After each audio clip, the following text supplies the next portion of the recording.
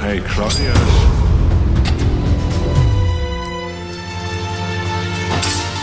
You killed my father. Big mistake.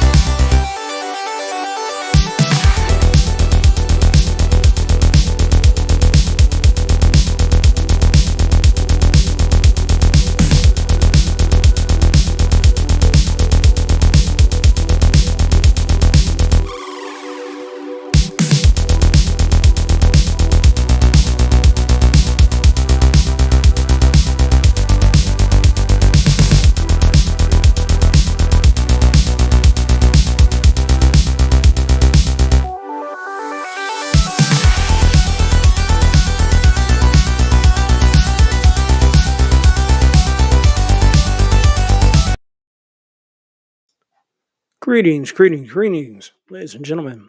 Welcome to Strictly Art Live, number 81, Sal, prime time on Monday night.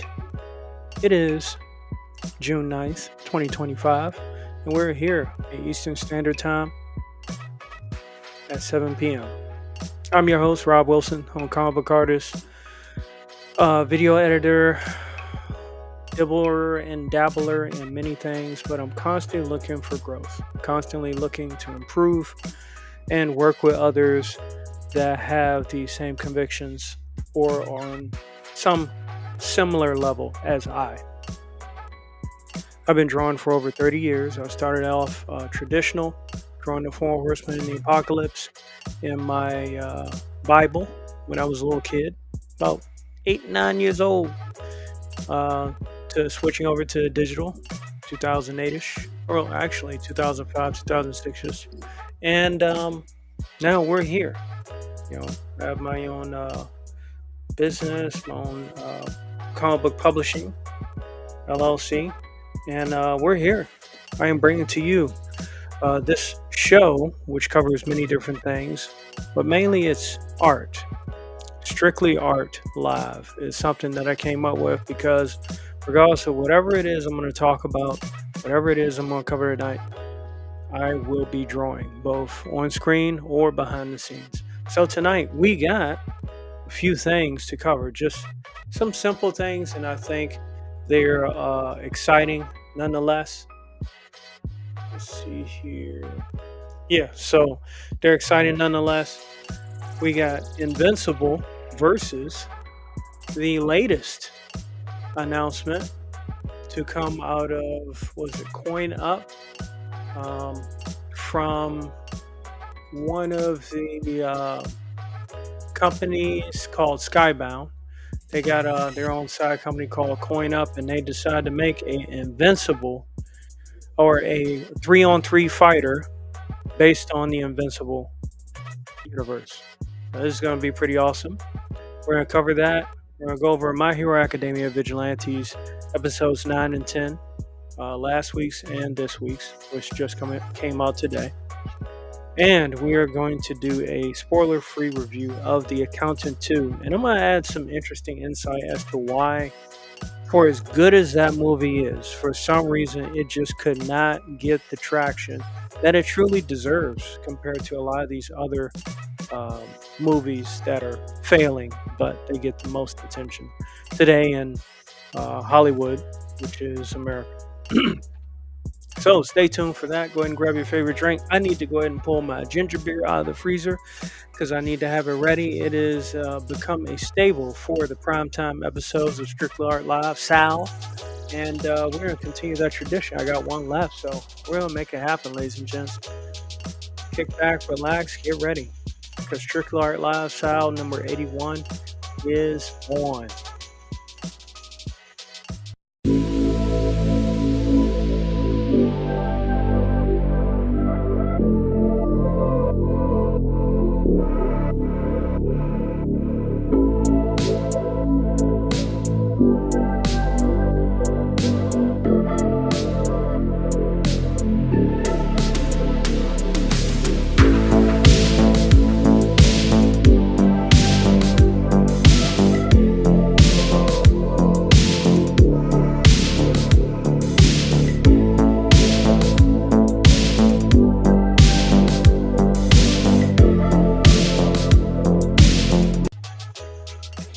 Yes, this show is brought to you by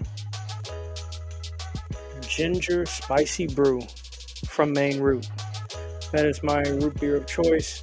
I still got to get around to find that Jamaican ginger beer, and that I will eventually.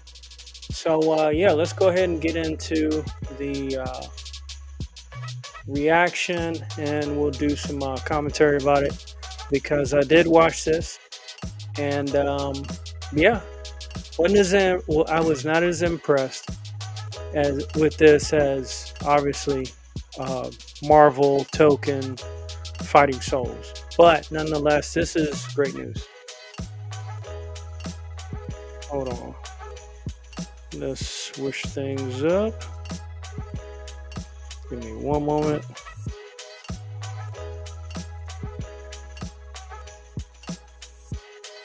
one-man show here, ladies and gents, so it does take some time. If you bear with me, I greatly appreciate it.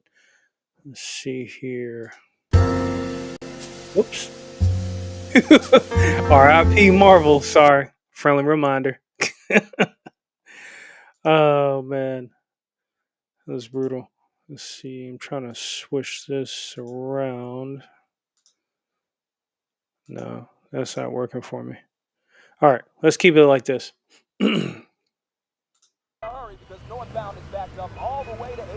going to keep the volume kind of low so that way you can hear my commentary. I know that was an issue last time through self-assessment.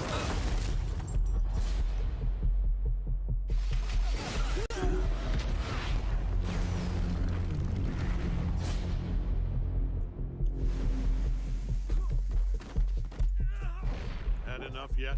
No, Dad, not even close. Omni-Man is enough to bring a crowd.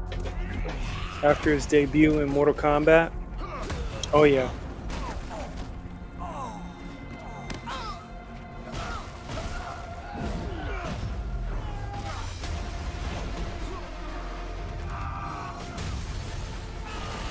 This is beautiful.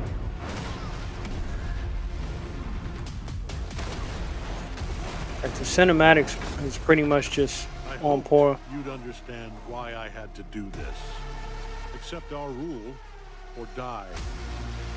I think the frame chopping is just because of this preview, and that is very early. They'll probably add fill-in frames, but this looks great. I'm not your son anymore. Disable for my live stream to keep up with it. Throw you off this planet for good. I love how they do that. Right before somebody says his name, they just show the title. It's great. Fight. Was that the Mortal Kombat fight? Everybody's gonna love Eve. Now, this chick with the blade ponytail, she's gonna be a killer.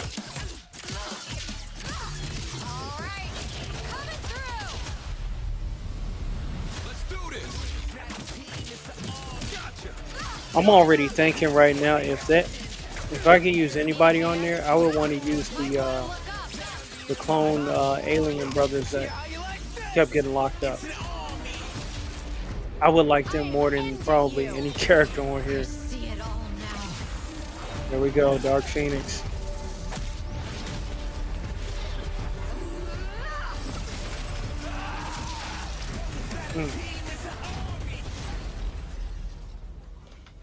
So that's the crossover that we're getting to now. Three on three is the standard. Which, by the way, this looks great. It looks great. I like it. The best thing about it is that it's not just on Xbox; it's also on PlayStation 5. That's another one that I'm adding to the library. It's coming. It is on the way, ladies and gents. No doubt about it. There's no question about that. To go from Marvel Token to Marvel Token Fighting Souls to Invincible Versus, I think that's a good trade-off. Because like right now, I think Mortal Kombat needs a break. Some people are already saying they don't want another Injustice. And these would be really good gap fillers. And we know there's no Marvel's Capcom 3. Or no Marvel's Capcom coming down the pike or up the pike, for all we know. No itsy bitsy spiders at all. Thank you and goodbye. So, yeah, that looked great. There's a lot going on. The character setting, I think, is pretty cool as well. Very off-worldly. Oh, what if they have the Seth Rogen character on there? He's going to be super strong. The best thing about fighting games is just thinking of what character will be coming next. And it's going to be rather interesting because you have lots of options within the Invincible universe. What's the Battle Cat? He's going to be a monster if they put him in here. Probably be DLC. And we'll see how this company is going to operate when it comes to that too. Me personally, as long as they don't nickel and dime the fans with skins, which is the route that Capcom went, and that was not too encouraged upon. Capcom with Street Fighter, and then Mortal Kombat, the latest one, they kind of jacked that up as far as overpricing skins and stuff like that. So that was a mess. Hopefully, with these fresh young blood into the industry, hungry and willing, ready to give the fans what they want, especially on the arcade scene, I'm excited. It looks like a whole new era. You know what I mean?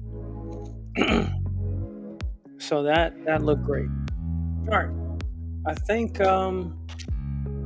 they have a commentary section, but don't need to flood the thing. Like I said, I'm not as excited for Invincible Versus, but I'll get it and I will play it. It's 3-on-3. That's the standard. That is a standard now. And let me tell you, what are you gonna do, brother? What are you gonna do when Omni-Man runs wild on you? Dig it. That's coming. I'm definitely gonna play Omni-Man on here. And this game, compared to Mortal Kombat, having a character like Omni-Man on there, it just satisfies the blood and gore more than the actual properties of what that character is capable of doing. Omni-Man, obviously, in his own universe, is going to be a lot better. He's going to be able to do some truly devastating things. We'll see what some of the features of the fighting game mechanics will include. Will it be stage transitions? Will it be other things to kind of consider and look out for? I'm excited to find out. New things is always great. We know Mortal Kombat 30, Street Fighter 25. There aren't too many fighting games anymore that are really appealing. So again, fresh new blood, fresh new IPs, which definitely helps. I did see Jonathan Kirkman to provide his commentary for that as well. I think looks pretty good. Very promising. That's how I look at it. Alright, so moving on. My Hero Academia, Vigilantes, episodes 9 and 10. I saw 9 last week. It was with his mom visiting, and spent a lot of time her smacking her son down. The Crawlers, the Crawler. That's whose mother came to visit. And she needed convincing as to whether or not to take him away out of Japan. She didn't want him to be deemed, hero. She knew he failed the test and stuff. She gave him a lot of third degree. And then even got to the point where I didn't know whether her quirk was like smacking her son from across the room or something, but she was doing a lot of like verbal hand gestures that seemed, painful to him. And of course, I'm going to ask the question, with all the aggressiveness that the mother provided, where was the boy's father? Haven't seen him yet. Not that I know of. I don't think they've mentioned him yet, nor has he made an appearance. So, hopefully the boy's father is somebody great, not just another pushover, to facilitate the behaviors that this woman has brought to the table. Now, it got so bad to the point where the Crawler's mother actually liked his assistant more than him, her very own son. And she would whisper, talking about possibly trading that woman for her son. I get it, joke, whatnot, but that's kind of deep. to say something like that. And thinking about it, sounds already like he's scared to death of his mother. You know, um, that kind of that didn't resonate with me well. And one of the things that I had to think about was, okay, is this an agenda episode? Because I was enjoying it so much, it started taking me out of the element of the show. And then I thought about it. I said, well, maybe they're going from one extreme to the other. We got the super duper ladies man scandal, scandal everywhere he goes. Captain Celebrity. It was hilarious. So maybe they're doing, opposite direction, course correction with that. And I guess if that's what they want to do, I'm not all for it. But eventually he did have to show his mom that he was trying to be a hero and that she had to back off and let him do what he does best, because he had to help people, bus load of people that got possessed by a giant cat. So we had a runaway cat bus. Had to go off a cliff. Thanks to the combined efforts of Knuckle Duster and the floating girl. I'm sorry, I'm so terrible with names. They were able to coordinate the cat off to a incomplete highway, much like in Speed, Keanu Reeves, 1990s-ish type movie. Great movie. And he managed to save the way, and we learned that he already crawled. We learned that also he could fly. And his mother even knew about it. Hopefully she was a lot prouder of him because of that. But who knows? Who knows? It was a very interesting episode. I thought that was, pretty cool that she kind of came to accept all that was going on, and she still felt certain ways about her son, and that's fine. Then we get on to episode 10, where we focus more on Knuckle Duster and his conflict with what he's going through. And nothing really truly defines a hero than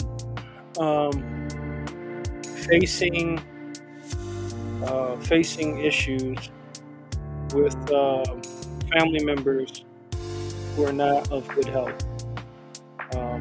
It is a tough thing to bear, and Knuckle Duster did not share that with anyone.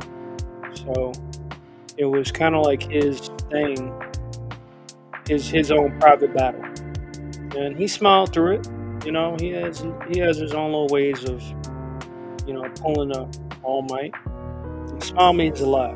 It has been emphasized over and over throughout the show. I think it's very helpful and a very good reminder as to why we smile and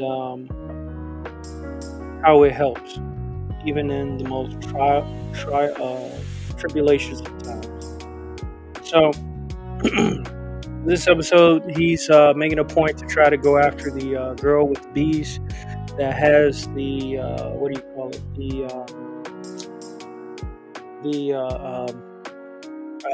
I'm tongue-tied. That has the trigger in the bee serum that's turning people into monsters.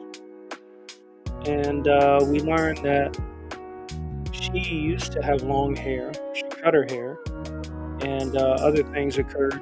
But the spiky hair guy, he had like claws. He came to the school actually looking for that girl, and he got pushed away from the school attendants while trying to pursue who that was. So he's looking for her. Knuckle Duster's looking for her. And there's a plan with the new male role model in the form of Captain Celebrity, who has all male cheerleaders instead of female cheerleaders because he's trying to avoid scandal. He basically rebranded and he's on his best behavior, still kicking butt. He's just got dudes cheering for him instead of women. And he gets a call from Crawler's mentor, the lady who also works for him as well. She's trying to set up a rebuilding the community type of event with a live concert. This coincides with the Floating Girl trying to, pursue the chance to go mainstream. So palms are being greased in a good way, nothing nefarious, but his name Koichi, I think that's his name, the Crawler.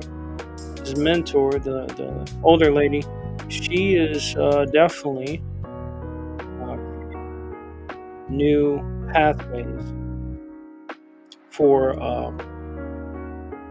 everyone involved, for all parties involved. Captain Celebrity is now making an appearance. The Floating Girl, she's there to perform as well, even though she's nervous. And I'd say this episode was a little bit better than the previous. We haven't seen the Judgment Blade guy. I think he ends up being scarred because he cut his nose off. So his evolution might be complete. He's going to go on and go after heroes. If you recall who he was, I believe it was the same guy, but he evolved based on what Knuckle Duster said to him during their encounter. I guess he's like I said, he's moved on. But yeah, this episode pretty much covered that, and it wasn't bad. It wasn't bad. Like I said, episode 9 was a little too heavy-handed for me. But I mean, like I said, it's been some great episodes, so I can't expect every episode to be perfect. That's just not realistic, if you don't mind me saying that, in a show about superheroes. That pays homage to American, superheroes. So let's keep that in mind. All right. So far, we are at the half-hour mark, and we are going to go ahead and take a break refresher. Oof, by the way, I just had an excellent burger prior to the show. Beef burger topped with crab cake of my own design, and it was absolutely amazing. So now I'm enjoying it enjoying it digesting through my body and giving me power to carry on the second half of the episode. Forgive me, I'm really well rested and relaxed. But I'll go ahead and keep the pep in my step, okay? Let's keep it moving. So we're going to go ahead and take a quick break, and we shall return in just a moment and wrap up the show with a spoiler-free review of The Accountant 2. Stand by.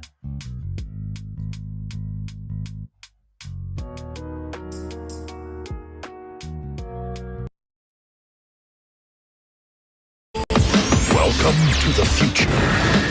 Transferring to autopilot mode. A place where good guys finish last. I'll make them wish they'd never been born. A quick draw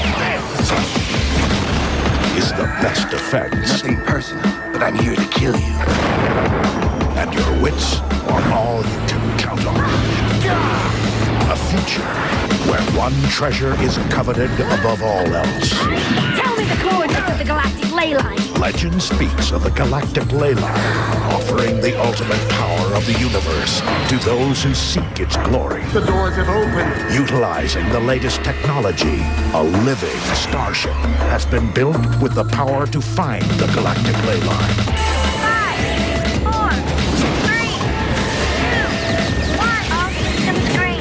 By twist of fate, it has fallen into the hands of an outlaw.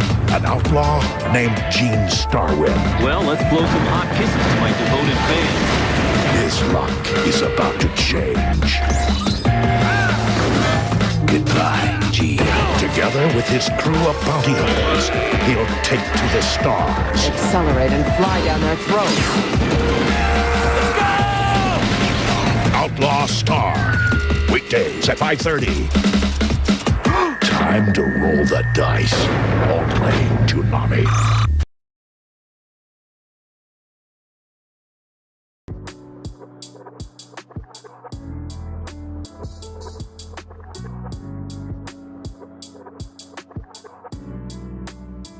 Oh yeah. All right.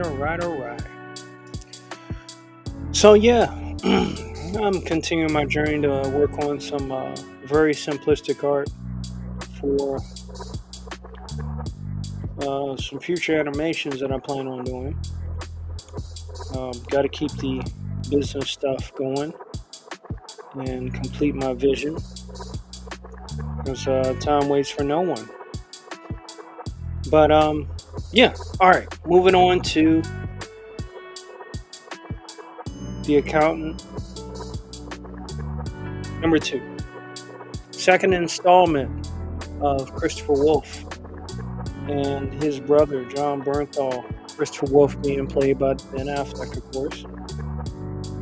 These two are some inseparable son of a gun, and we get some J. Jonah Jameson. Good stuff. He makes an appearance. Overall, great movie. Great movie. I would put it up there as like 8.5 out of 10, somewhere around there. But one of the things that always seems to plague movies like these, regardless of how good it is what story is being told. And this may be a hot take. Take it for whatever it is you think it is. I'm telling you this. The majority of movies that deal with combating human trafficking in some form, they get shunned by Hollywood really quick. Hollywood acts like it never existed. Therefore, the promotion for the movie is normally at an all-time low. It's barely mentioned in mainstream media and so on and so forth. This has happened on several occasions. The latest biggest one prior to this was The Sound of Freedom. That movie got dropped by Disney when they bought Fox. The Angel Studios miraculously picked it up and brought it back to life, gave it life, and it ended up doing really well in the theaters. This movie came and went. The Accountant 2 came and went out of theaters so fast that literally I was fortunate enough just to catch the trailer when I was doing a live, right before I did a live stream one day. And we watched it together on here for those regular people that stop by. It was absolutely amazing that it literally got almost no traction. And get this, I managed to see only one quick clip of Ben Affleck explaining that The Accountant is coming out on tax day, which is a good cross promotion. Obviously, The Accountant, contact your accountant. It was an Amazon Prime commercial. You know, it took me hours to try to find that promotion again because I thought it was funny, and I couldn't find it. I couldn't find it at all, as if it was a whisper in the wind, as if it never existed. That's scary. You know, you compare The Accountant to, let's say, The Substance. Okay? People loved it for Demi Moore or whatever reasons, and because it pushed the agenda of cloning. And I think it was one of the first kind of movies that Demi Moore had done like that. Critically acclaimed. The Accountant? What's that? That's coming out? Oh, they got a part 2? Oh, they got a part 1? I never seen it. Den of Thieves. Going under the radar. I'm not saying it deals with human trafficking, but what I'm stating is some of these good, great movies just have what seems like the worst kind of luck. I can't say it really is luck, but there's a certain reason why certain great movies get shunned. We know that a Martin Scorsese film that highlighted Tibet never saw the light of day. And he wanted to highlight the Tibetan people's culture and whatnot, but because China had such a big market dominance over the U.S., never happened. barely got a DVD or VHS release. You know, so there are certain influences that really crush movies while pushing others that are slop. It's almost like the on the street talented artist that you meet, you throw him a couple coins, and he's singing or she's singing their hearts out, absolutely to the utmost. But lo and behold, they never get any airtime, they never get discovered, or if they do get discovered, they have to do something absolutely outrageous out of their character, morally and possibly physically, in order to make it in Hollywood. Which is why, for some reason, Hollywood can't stop burning. It's unfortunate, but that seems to be their classic MO in this day and age. It's really a really big shame. Ooh, I want to test something out. Can I do watercolor with vector? If I can, that'd be crazy. Holy crap, I can. Huh. Okay. I'm about to start trying that out. Oh, that's a whole separate one. Okay. Yeah, I'm getting back into messing with some of the vector art. Ooh. You draw a vector line. Huh. Yeah, I'm getting back into messing with some of this vector line art work stuff. I haven't used it in a long time, and it is a feature in the tool that is available in Clip Studio. Of course, I have the EX version, but I think this might help with some of the streamlining that I plan to get done. I have to find ways, maybe even if they're called little bitty itty bitty shortcuts, you know, to be more effective and push this stuff out faster. Because again, time waits for no man or no bear, if you ever seen Tailspin. So yeah, getting back to this movie. Again, you get action-packed, dominance. Even Sicario. I don't even hear much of people talking about that movie. Those were two great movies. I think there's a third one coming out. But like, they just don't get much traction, especially when they're telling you something that truly exists in today's day and age. I get it, movies are supposed to be escapism, and you got your documentaries and stuff like that to handle like the real stuff. I get it, but that doesn't mean a movie that really is good,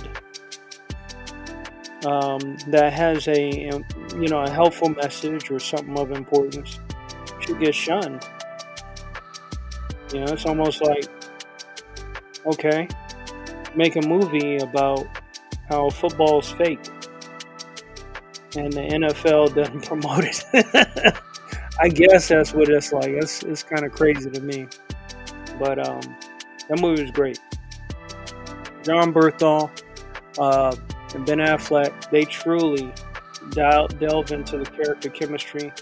It's really good to see Batman and the Punisher on the big screen again. You know, the boys are back in town, and it was phenomenal.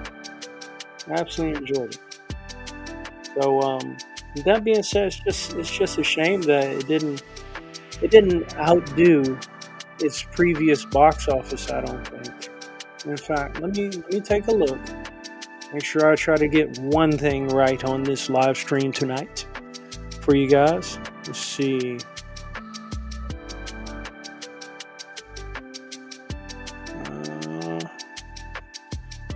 Box office.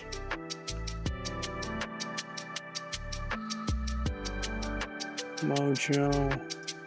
Yeah, because The Accountant had a run in the theater. Then it went straight to Amazon Prime.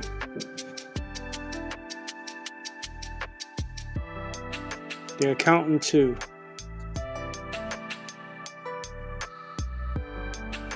All right, 3610 theaters. Dang, 24 million. That's crazy. 24 million. Let's see, how much did the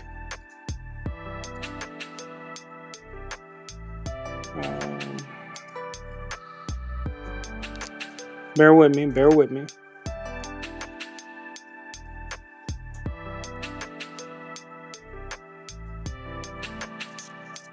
So the first one the second one got 24 million.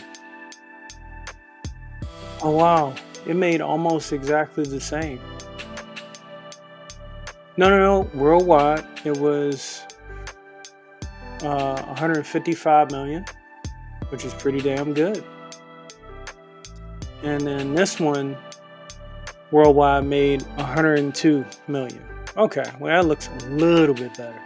The 24 million was domestic opening. But it still lost. Domestically, they dropped by 20 mil. And internationally, they dropped by 50 mil. I wonder why. You know, because the first Accountant movie was about a different case. It's more about corporate money laundering and stuff like that. And cover-ups of AI. Or of company tech, that kind of thing. So this one dealing with human trafficking, which it almost seemed like they didn't really want to say that's what it was about. So it was really interesting. And again, that's a pattern. If you look at what's that movie, Eyes Wide Shut, for all the stuff that was supposed to have been in that movie, you got a director killed. It shut down the marriage of Tom Cruise and Nicole Kidman. They went to separate ways. And it's just wild. You know, really wild to see how that unfolded in real time. You know, I don't know what to call it. And can't call it dumb luck. But even at the end of that movie, Eyes Wide Shut, you can see Nicole Kidman giving up her child to a stranger who takes her away from the parents. And Tom Cruise just kind of accepts it. So again, there seems like a theme that Hollywood doesn't want you to know. But it is up to you to dig or to notice the patterns if you are aware enough. So yeah, The Accountant 2. In fact, there was no, what's her name? Anna Kendrick. There was no Anna Kendrick in it. You didn't even have to worry about her. It was just straight the boys, you know? Ben Affleck, John Berthal, getting it in. You did have the female, was she Secret Service, I think? I closed it up, I think I did. Yeah, you had her from the first movie, and he was dealing with counterfeit and stuff like that. But this go round, you know, she didn't have that big of a role in the movie, aside getting a witness killed. Sorry, that happened. So yeah, I don't know, man. I don't know why such a good movie as The Accountant 2 was shunned by its own community. Ben Affleck looked great. He still looks sharp. He still looks sharp enough to be Batman. In fact, definitely a much better Batman than Robin Pattinson. Gotta call it like it is. Gotta tell the truth. We don't need a half pint to play a big deuce. And yeah, just the Batman, just fade that out, because that's a dead IP. With the version that we got from Matt Reeves. I know people for some reason think it's like so awesome because they got to see a whole movie of what Batman Begins did in the first 20 minutes of the movie. So I don't know what that's about, but hey, it is what it is. I don't want to go on a DC tangent, just saying that Ben Affleck was a great Batman. In Dawn of Justice, and we saw his redemption arc in Justice League, which we got robbed. But yeah, Ben Affleck, in my opinion, he's on a roll. He's on a good path. Great movie. Not sure why it didn't do well. I really don't.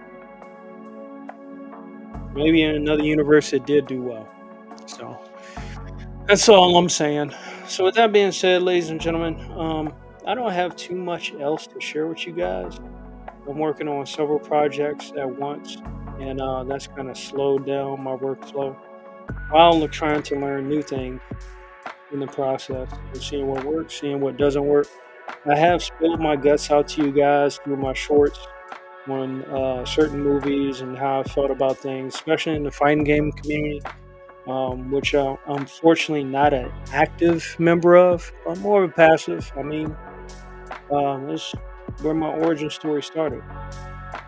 So if you're curious about some of the things I do, why I do it, what I say, why I say it, and how I create things, kind of look at my channel and you'll see a rich 2 to 3 year history, and in which there was a lot of growth and evolution, if you will, how things have changed with what I've learned and developed, and how things have changed as the world has turned and developed as well. So I think it helps to kind of observe and learn and look if you inquire before asking questions, because I do have very specific reasons why I do things, like my thumbnails, for example. Let's go ahead and take a quick look at this. I'm pulling improv here. Let's go ahead and explain a little bit of the thing behind my thumbnails. If I can just get... Alright, so this right here, with the thumbnails that I create, people see William Shatner. And when people see William Shatner, they only think of Star Trek. But clearly, if you look at this thumbnail, William Shatner is not wearing a Starfleet uniform. He's actually wearing a suit. And if you watch the old black and white Twilight Zone episode, you'll know that was from the, what was it? Terror from 10,000 feet above, or something like that. It's the episode with the goblin that's destroying the plane, but only he gets a chance to see it. That episode is pretty interesting because, one, William Shatner played a guy named Robert Wilson. Ironic. And he had anxiety of flying growing up, which I did. Till, I started flying, and it ended up being pretty fun.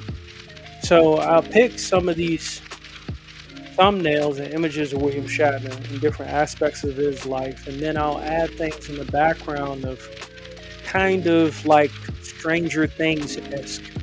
So it's not just, William Shatner on a thumbnail. It's a man going through a journey, and he may not know where he ends up on the other end of that doorway or that gateway or that warp or that black hole that he is near or facing. So I've created, kind of like a story with these most recent thumbnails, which is why I don't really put a lot of other elements of what I want to talk about in the show in it, because I'm telling a story with thumbnails by themselves. Even when I use copyright music, each thumbnail covers a length of the song because it's a continuing story. Something as simple as a thumbnail. I'm exercising my creativity and giving some kind of story. And it's given an old school vibe because it has cuts. His body is cut like a bad TV, an 80s effect, if you will. And again, something kind of weirdish, mysterious, unexplainable, with some, ominous or, synthwave, retro style music that I add to it. And I just enjoy making these because it has just like the right combination of things. And like I said, some episodes I've done, I've worked with a guy that mixes music, and it was like a fusion of Back to the Future meets Tim Burton's Batman's music because he plays it on the piano. I think his name's LCLMS Music, and you can check out his YouTube channel. And sometimes I'll get an idea of how to mix and merge that with some of the Invincible episodes, some of the Dragon Ball Daima episodes that we've covered. There are 81 episodes of Strictly Art Live. And I try to keep them as unique as possible with what's going on, things that may interest me in entertainment while strengthening my creative vitality and or creative talent in every way I possibly can. Granted, I know I can't do it all. I can't cater to everybody, but there's a pathway that I'm headed towards besides what a person may see as just a thumbnail or of William Shatner. It means a lot more to me than just, those two elements, which is why I put a little more effort into that. 40 second thumbnail. How long do you think that takes me? It takes for me to make it? 5 minutes? No. It takes about 10 to 20 minutes because I want it to be a certain way, a certain time, and to go with the music and a certain effect to kind of merge together. It's not something I master, but it's always work in progress. So that is just a little dive into the effort that I put into what I create. In many different ways. Like I said, not everybody's going to get it, not everybody's going to like it, but it's special to me, okay? So, I did get a notification earlier. I know there are other channels that already cover this kind of stuff. I got a notification, a news notification that Warner Brothers and Discovery are set to part ways by like next year, back into two separate companies. If you're not in the know or aware, but are asking why they just merged, that's because their profitability is going down the drain. With so many mistakes that they've already made, it is absolutely difficult for these companies to keep compounding debt upon each other. I'm sure Discovery probably brought some with him, MGM and all that kind of stuff, if that happened. But they can't keep doing it because their profits are way less than their debt. So as soon as that big merger announced, so has it departed. So as we get a little bit closer towards, what we got coming up? Ironheart. Oof, I don't even know if I want to watch that. I did finish Daredevil Born Again. Great finish. I might have spoken too soon. The last episode I saw was when Murdoch took the hit. It was good to see Bullseye up and about again. I wish he got more time in this show. But he's just so dangerous when he is unleashed. People die. You know what I mean? It's not some, oh my gosh, 15 people injured, no one did. No, Bullseye kills people with the lack of any form of restraint. And he kills them with any and everything. He's like, Bullseye reminds me of if Jackie Chan turned evil in his movies. You know what I'm saying? Just everything's a weapon. You're not going to live to see this. The only person that stands a chance of surviving is Daredevil. But Bullseye, the guy that's played him and the way they got him started in the first, his first appearance in Daredevil season 3, he has been on a rampage. Some people don't like him. I don't know why, but I don't think he gets enough airtime, especially in Born Again. But I did hear there's a season 2 that is coming, and someone else is coming up with it. So we shall see. I still need to finish, I think, the last episode. In fact, I'm probably going to do that once I get off of here, just so that way I can complete that series, move on to the next, and maybe, give my overall perspective in less than a minute about Daredevil, Born Again. But from what I've heard, people say it's not accurate to the comics, which we know how that has been lately. And, so be it. In fact, I think Levi Skeen said it's a good Daredevil show, but it's not Daredevil Born Again. Now, I can respect that, because when you put on that kind of label, that moniker, and you're not doing it at all,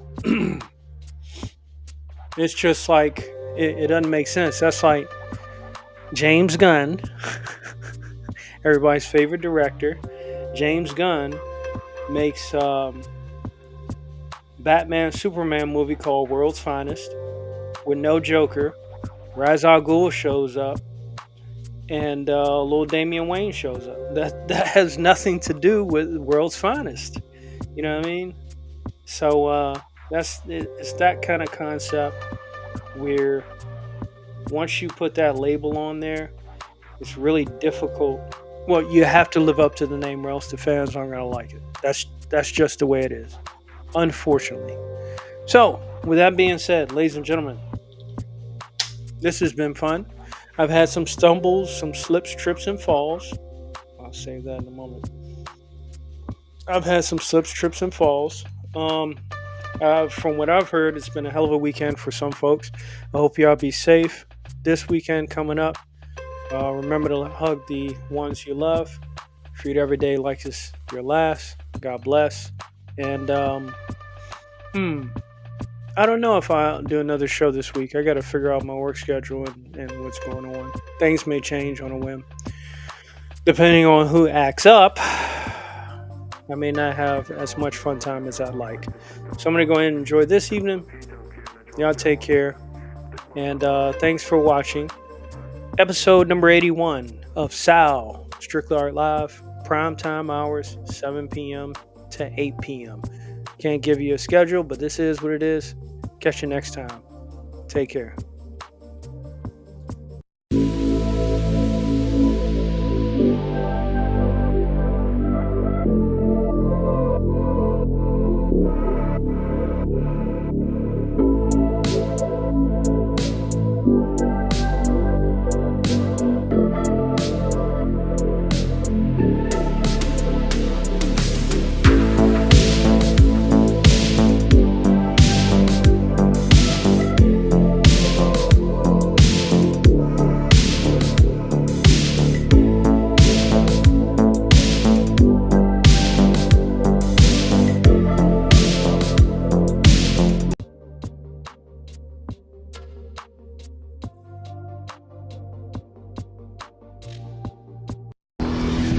Some motherfuckers are always trying to ice skate uphill.